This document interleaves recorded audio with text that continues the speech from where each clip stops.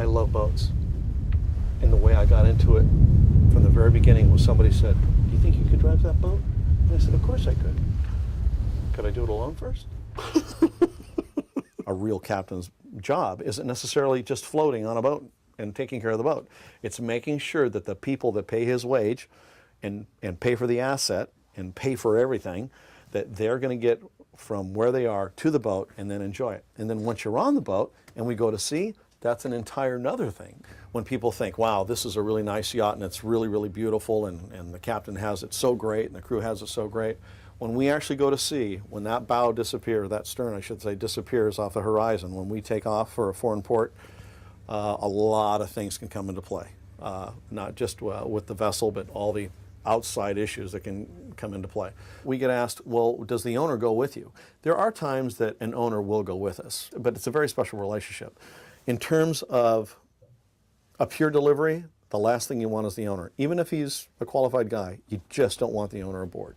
Things happen out there. It can get pretty dark. And if a guy has made a huge investment, I mean, I've virtually had owners on a boat when I ended up having to cave and let them come aboard, and they're holding on to the sole of the boat while the boat is lurching around in massive seas, and they're begging us to find land, you know, and you can't. You just say, you know, you just need to stay there and puke. Some of the most amazing things that happen at sea because of SATCOM systems and being able to communicate worldwide, some of the things that people that we work for and the deals that they make and the things that happen at sea, large-scale billion-dollar corporations, and you've got the CEO aboard and he's making some big calls about some big things.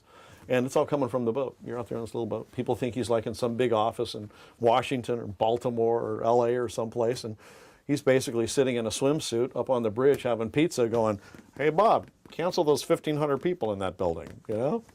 That's always kind of an interesting thing to experience. I manage a fleet of yachts. And Sunseeker yachts, if you're not familiar with them, are about the sexiest boat on the water. And I like to think it has something to do with me, but I haven't confirmed that. So we do a lot of TV. James Bond movies often have Sunseekers in them. We have cool stuff like garages that open up and swim steps that go underwater and tenders that are jet boats that do 60 knots and stuff like that. So one of the greatest things was when we were actually shooting this production and the helicopter was flying on one scene where he was doing 360s, like let's say the vessel's making way in this manner and the chopper is flying this way and it's as low as my boat was low. And it's doing this kind of thing. But the stars are actually in the cockpit. Now this is a Predator, and the Predator doesn't have a flybridge, so it's like a giant express vessel that does like 36 knots. So the top's down, and so they want the stars, Nicole Scherzinger and her boyfriend in the video, to be in the scene and not the bald captain, which I still don't know why they made that choice.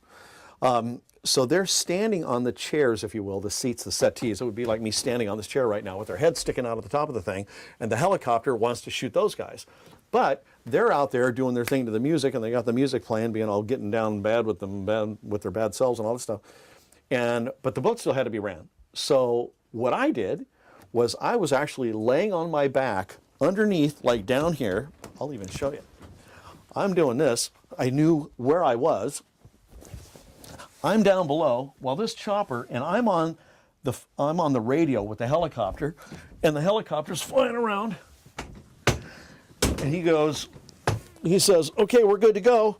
So I'm down here in a pred, remember it's a pred. This is all open air up here, and I got their two bodies right here. Music's blaring out for the shot, and I'm up here, and I'm driving the yacht like this, and I'm on the radio with the guy in the helicopter going, okay, how am I doing here? Okay, go the other way. All right, I'm going this way now. Meanwhile, these guys are going, boom, boom, boom, boom, and they're doing their thing.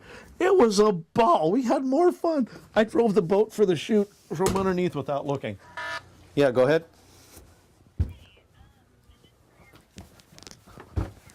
Oh, no problem. What time do you think you guys are going to be in? Oh, you're kidding me. That is not cool.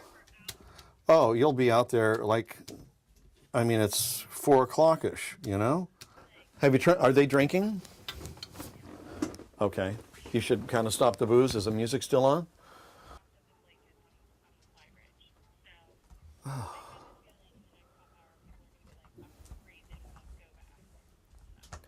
Well, give me a call when you head in. All right, I'll talk to you soon.